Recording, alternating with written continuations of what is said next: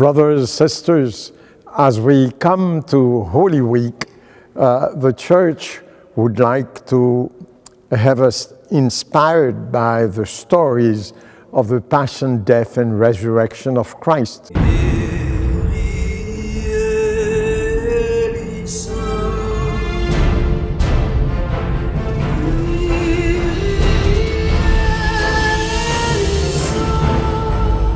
Now we are going to have many other episodes.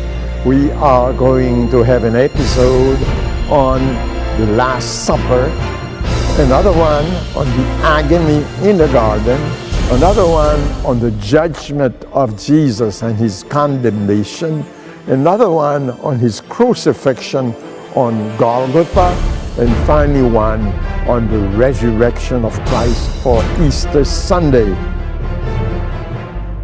And that you will receive new insight and that you will be inspired to acknowledge Jesus as your Lord and Savior. May God bless you.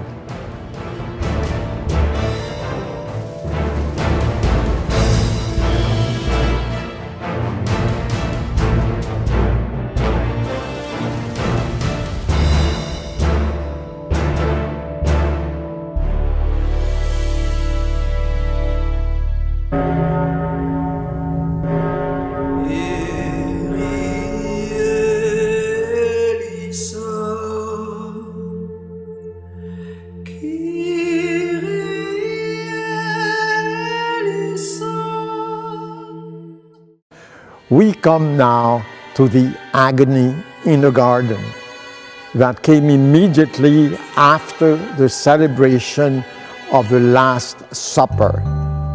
Jesus withdrew from the apostle, but take his three favorite disciples, Peter, James, and John, and he went to a garden of Gethsemane.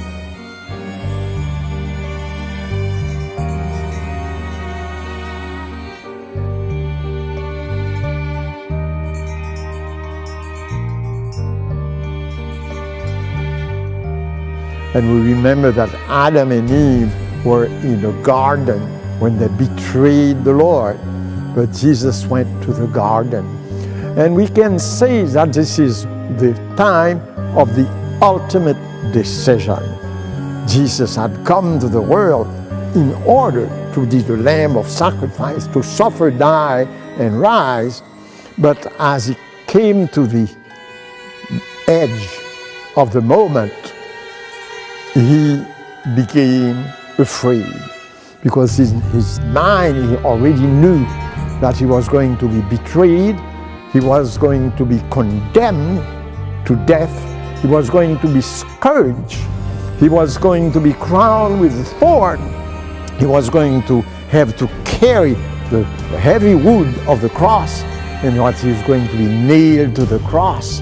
At the prospect of his passion, he, as a human being, he experienced extreme anguish to the point that he came to, to sweat blood. A very, very rare occurrence that happens only when people go through extreme anguish.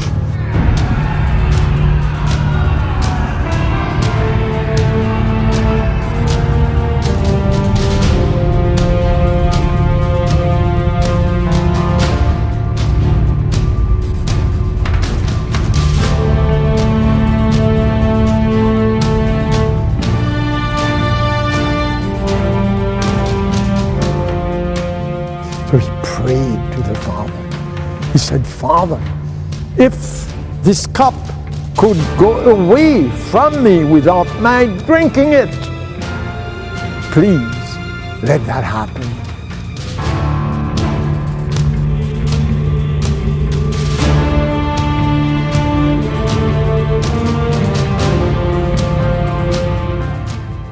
Spare me from this horrible hour.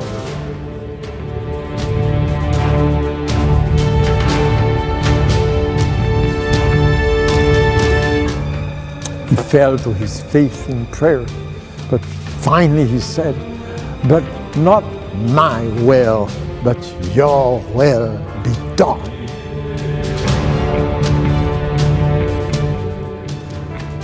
And it is absolutely extraordinary, this moment.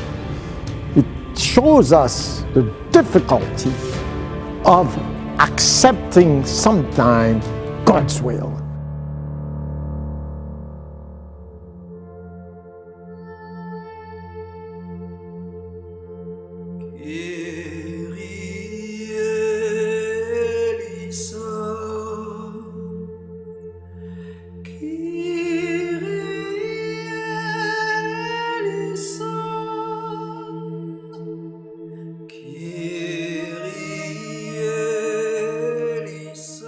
Every conversion is a moment when we come, no longer my will, but your will. Every sin actually is a rejection of God's will and the embrace of one's own will. This is what happened to Adam and Eve in the garden. When the serpent, when Satan spoke to them, they decided to reject God's commandment, who had told them that they could eat of every tree in the garden, especially from the tree of life, that they would have fullness of life, but never to eat of the forbidden fruit that was the fruit of evil, never to do evil.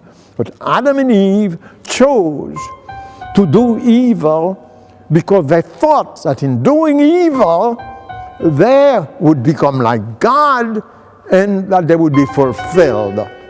That the mistake of every man, then we reject God's will and we prefer to kill, to hate, to steal, to be unfair, to tell lies, because we believe that we will be better off if we do our will, and we reject God's will. But Jesus said, not my will, but your will. This is the expression of faith of everyone. And immediately we are told, angels came and consoled him. He was comforted.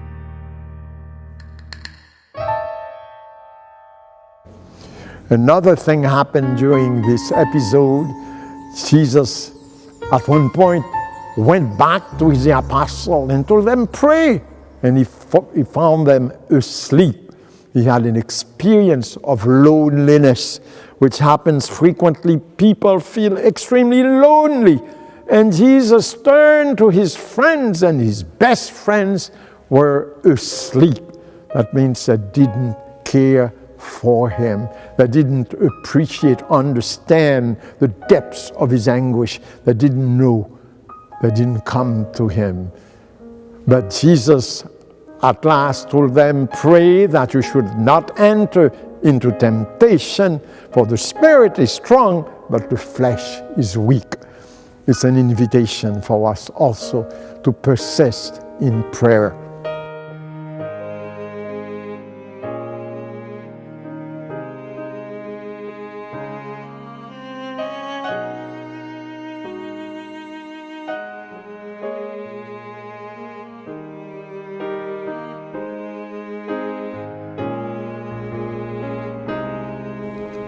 And immediately after Jesus was comforted by the angel, he told his apostle, now the hour has come.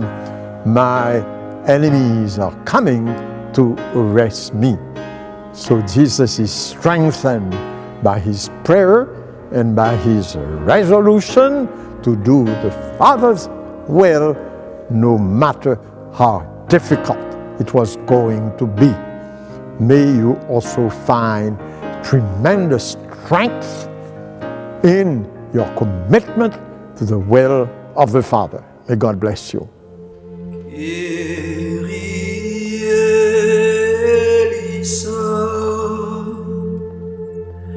Kyrie